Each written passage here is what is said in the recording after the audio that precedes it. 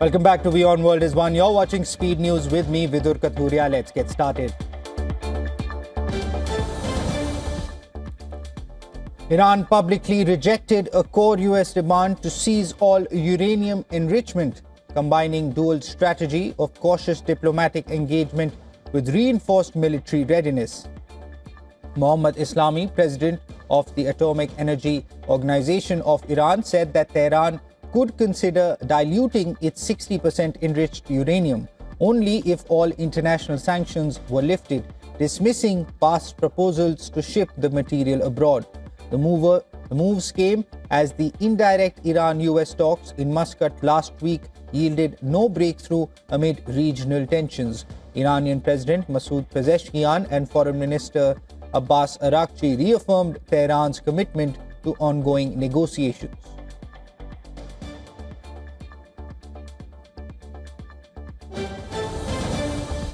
Amid continued crackdown on protesters, Iran has stepped up its arrest of perceived critics while pursuing a potential diplomatic opening with the US.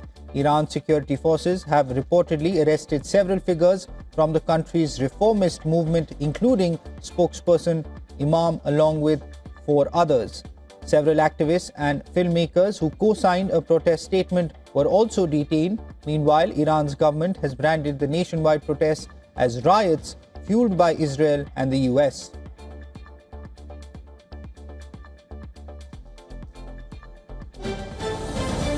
The US military said it launched a strike on a vessel in the Eastern Pacific, killing 2 people and leaving 1 survivor. Video from the US Southern Command showed a boat moving in the water before it was hit, followed by a flash of light and an explosion. US President Donald Trump's administration has touted its success in recent weeks at taking out suspected drug trafficking vessels. In a social media post, the US military claimed the vessel was engaged in narco-trafficking operations.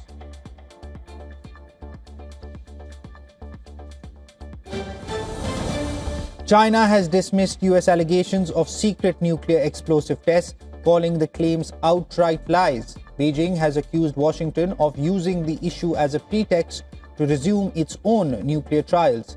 At the UN Conference of Disarmament in Geneva, US Under-Secretary of State for Arms Control Thomas DiNanno accused China of carrying out nuclear tests, including one on 22nd June 2020, also of preparing for additional tests with massive yields. China had already rejected joining disarmament negotiations at this stage, reportedly urging Washington to immediately stop its irresponsible actions. Ghislaine Maxwell, the convicted associate of Jeffrey Epstein, who is serving a 20-year sentence, refused to answer questions during a closed-door virtual deposition before the Republican-led House Oversight Committee. Invoking her Fifth Amendment right against self-incrimination, Maxwell declined to respond to inquiries about possible co-conspirators and men who may have settled with Epstein's victims, leaving lawmakers frustrated and without new information. Her attorney said she would only testify fully if granted clemency by President Trump.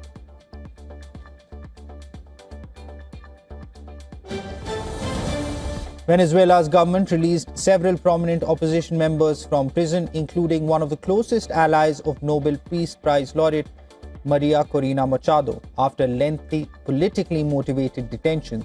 Their releases come as the government of acting President Delcy Rodriguez faces mounting pressure to free hundreds of people whose detentions have been linked to their political beliefs. They also follow a visit to Venezuela of representatives of the United Nations High Commissioner for Human Rights.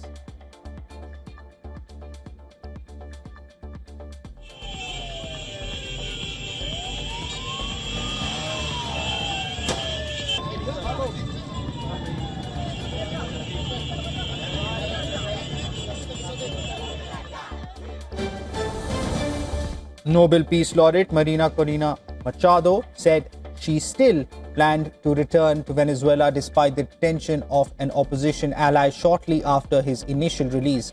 Machado, who quietly left Venezuela to receive the Nobel Peace Prize in Oslo in December, however, did not set a timeline for her return. The United States had long championed the opposition as the legitimate winners of Venezuelan elections, but Trump dismissed Machado as lacking the support to run the country after he removed Maduro.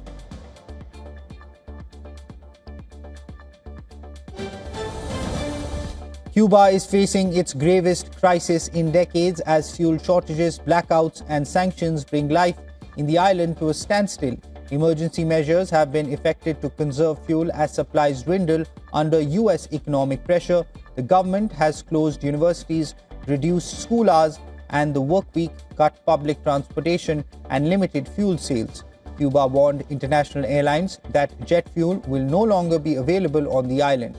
According to a notice to aviation, the shortfall is set to last from February 10th through March 11th.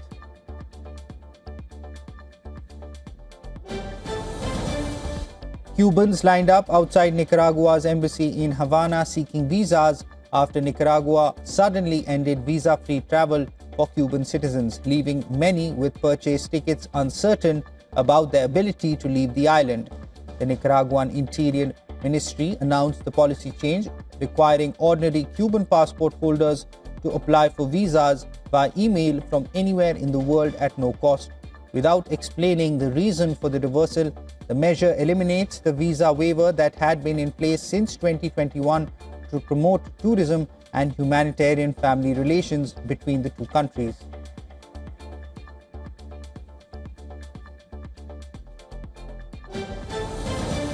Mexican President Claudia Sheinbaum said that crude oil shipments from her country to Cuba have been halted. This as Mexico seeks ways to resume them following U.S. threats to impose tariffs on nations supplying oil to the Caribbean island. Speaking at a press conference, Sheinbaum said the oil shipments are currently suspended as Mexico works to avoid harm to itself while seeking diplomatic solutions to deliver fuel to Cuba. Meanwhile, two vessels carrying more than 800 tons of humanitarian aid departed Mexico to support the island.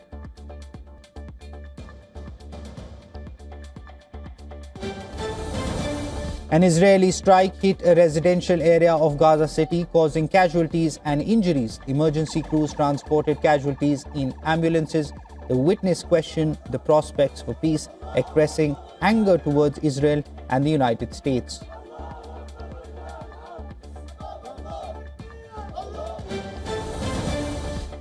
Dozens of Palestinians returned to the southern Gaza city of Khan Yunis after spending months in Egypt, separated from their families. Most had traveled to Egypt for medical treatment and were able to come home after the Rafah border crossing between Egypt and Gaza partially reopened. The returnees were transported to their neighborhoods aboard buses marked with UN signs, escorted by ambulances and vehicles. Rafah is the only crossing for nearly all of Gaza's more than 2 million residents. Its limited reopening last week marked a key step in a US-backed initiative announced by US President Donald Trump aimed at ending the Israel-Hamas war.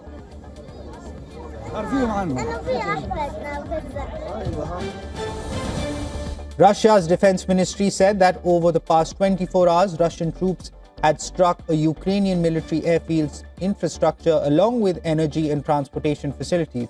The Russian strikes also hit temporary deployment points of the Ukrainian army and foreign mercenaries. Russian air defense units intercepted 3 guided bombs and 72 fixed-wing drones launched by Ukrainian forces. Meanwhile, Ukraine's Air Force reported having shot down or otherwise intercepted a total of 116 Russian drones. Ukrainian President Volodymyr Zelensky praised emergency responders and railway workers for keeping the country functioning under near-daily Russian strikes. He highlighted their role in protecting energy facilities, restoring damage, and maintaining critical rail services despite dangerous conditions.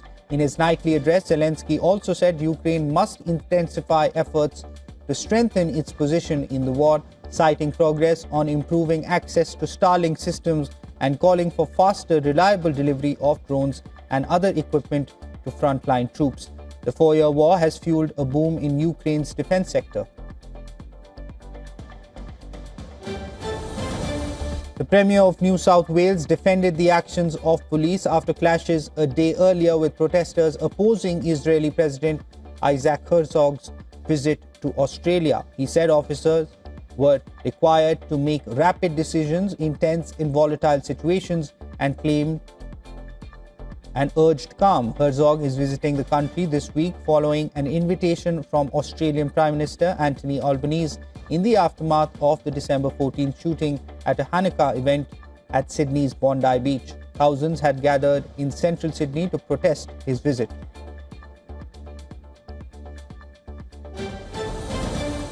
Bangladesh and the United States have signed a reciprocal tariff agreement, marking a major step forward in bilateral trade and economic relations. The agreement was signed in Washington, D.C. following 9 months of negotiations that began in April last year.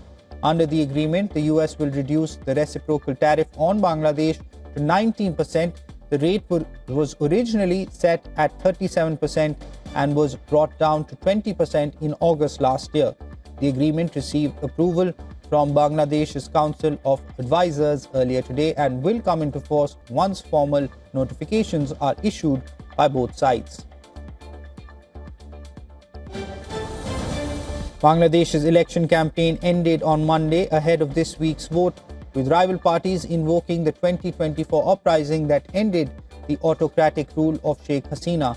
Tens of thousands of flag-waving supporters attended a succession of rival rallies across the sprawling capital Dhaka as parties sought to harness the legacy of the mass uprising and pitch competing visions of change for the country of 170 million. The elections will deliver a government without Sheikh Hasina for the first time since 2008, leaving the battle for government mostly between late former PM Khaleda Zia's BNP and the Islamist Jamaat-e-Islami.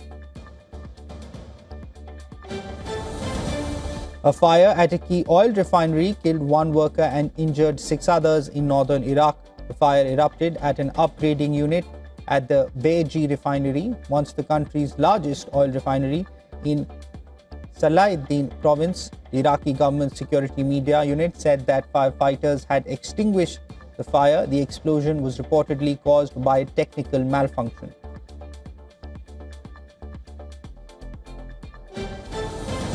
Hong Kong leader John Lee said that media tycoon and democracy campaigner Jimmy Lai deserved the 20-year jail sentence handed down to him by a court this week after all the harm he has done. Lee was speaking a day after Hong Kong's most vocal China critic Lai was sentenced to 20 years in jail on 2 counts of conspiracy to collude with foreign forces and 1 for publishing seditious materials. Lai had denied all the charges against him, telling the court he was a political prisoner facing persecution from Beijing. His sentence, the heaviest so far under a China-imposed national security law, drew international criticism. Drone footage shows the flooded banks of the Guadalquivir River in Jaén province, southern Andalusia. After a series of storms swept across the region, torrential rains and high winds left fields submerged and caused millions of euros worth of damage to crops as Spain and Portugal braced for more extreme weather. The Iberian Peninsula has already experienced a succession of storms in recent weeks, bringing heavy rain, thunder, snow, and strong gales before the arrival of Storm Marta. More than 11,000 people have been forced to leave their homes in Spain's southern Andalusia region, while nearly 170 roads have been closed across Spain.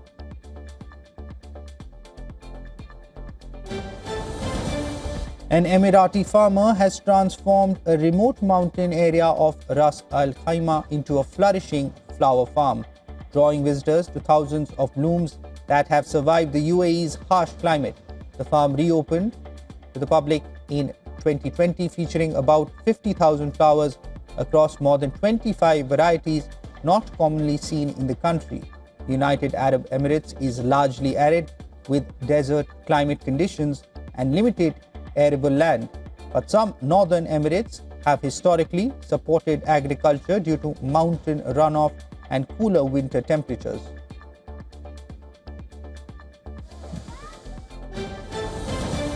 Global markets rose on Tuesday as investors embraced a risk-on mood driven by Japan's political shift and continued AI enthusiasm.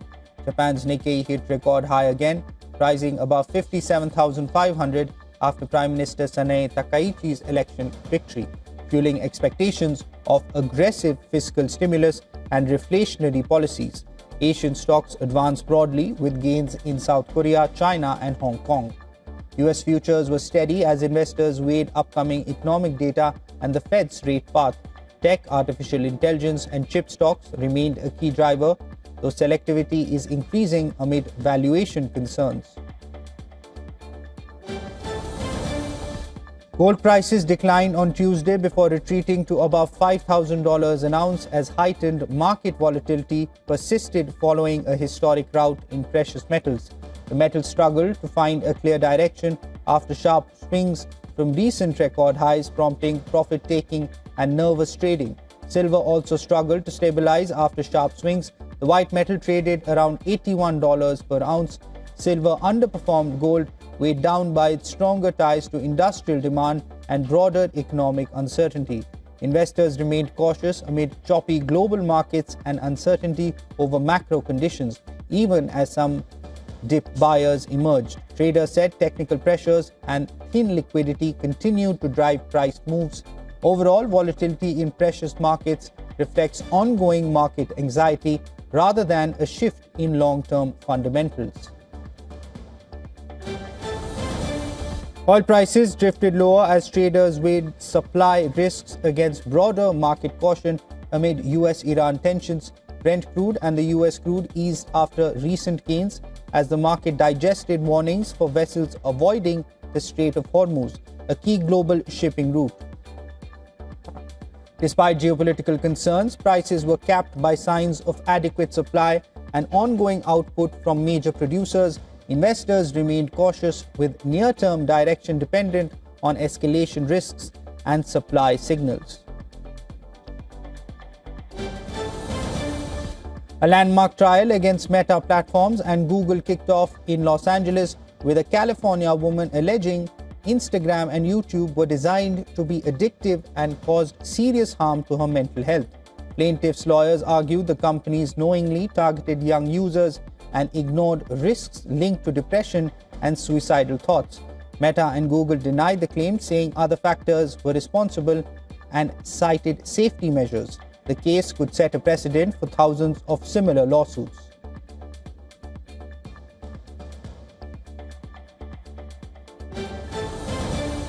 Britain has launched a new campaign urging parents to talk to children about harmful online content amid growing concerns over social media safety. The You Won't Know Until You Ask campaign will help families start conversations about misinformation, online risks, and digital well-being. The move comes as the government studies a possible Australia-style ban on social media for children under 16. Officials say the campaign will include TV ads and social media content to guide parents on safety settings and online awareness. Waymo, Alphabet's self-driving car unit, has gone fully autonomous in Nashville, expanding its driverless robotaxi operations in the United States. The move comes as Waymo partners with Lyft to launch commercial driverless rides, marking its first deployment on the ride-hailing platform. The company currently operates over 2,500 driverless vehicles across major US cities, including San Francisco, Los Angeles, Phoenix, Austin, and Atlanta. Waymo also recently raised $16 billion, boosting its valuation to about $126 billion. Gujarat has signed a letter of intent with Elon Musk's Starlink to bring high-speed satellite internet to remote and undeserved areas of the state. The move aims to boost digital connectivity in rural and hard-to-reach regions where traditional internet networks are limited or difficult to build.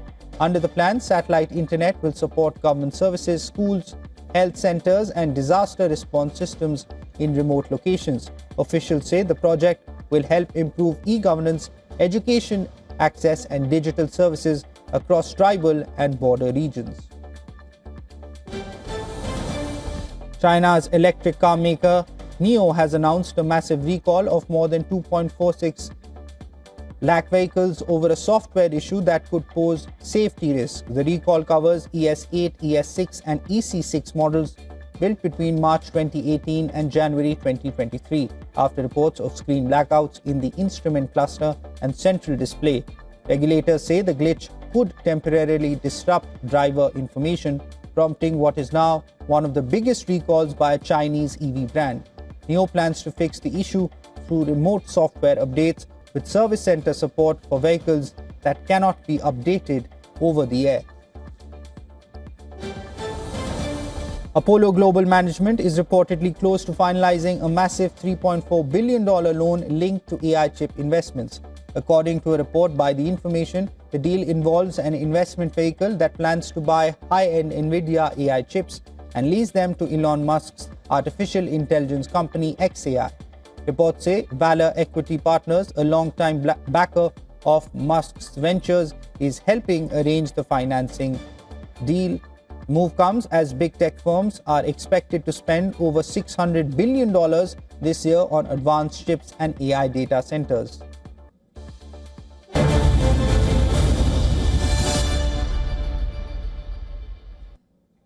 That's it on this edition of Speed News. News and updates will continue on the other side of this short break. Keep watching WION World is One.